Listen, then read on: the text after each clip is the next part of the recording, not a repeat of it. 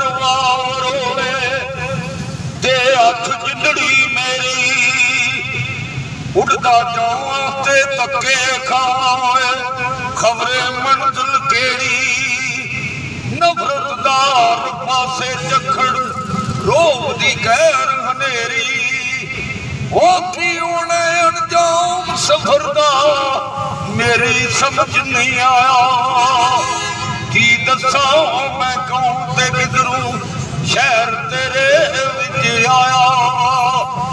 ਮੈਂ ਤੇ ਦਿਲ ਦੇ ਆਖੇ ਲੱਗ ਕੇ ਆਪਣਾ ਆਪ ਗਵਾਇਆ ਉਹ ਕੀ ਦੱਸਾਂ ਮੈਂ ਕੌਣ ਤੇ ਕਿਧਰੋਂ ਸ਼ਹਿਰ ਤੇਰੇ ਵਿੱਚ ਆਇਆ ਉਹ ਮੈਂ ਸੁਣਿਆ ਇੱਕ ਰਹਿਮਤ ਰੱਬ ਦੀ ਆਉਂਦੀ ਰੂਪ ਵਟਾ ਕੇ ਮੈਂ ਵੀ ਉਹ ਰਹਿਮਤ ਲੱਭਦਾ ਸ਼ਹਿਰ ਤੇਰੇ ਵਿੱਚ ਆ ਕੇ ਜਾਣਦੇ ਇਥੋਂ ਆਲਮ ਮੈਨੂੰ ਆਪਣਾ ਆਪ ਲੁਕਾ ਕੇ ਉਹ ਸ਼ਹਿਰ ਤੇਰੇ ਵਿੱਚ ਪਿਆਰ ਨਹੀਂ ਮਿਲਦਾ ਦੇਖ ਲੈ ਆਜ਼ਮਾਇਆ ਕੀ ਦੱਸਾਂ ਮੈਂ ਕੌਣ ਤੇ ਕਿਧਰੋਂ ਸ਼ਹਿਰ ਤੇਰੇ ਵਿੱਚ ਆਇਆ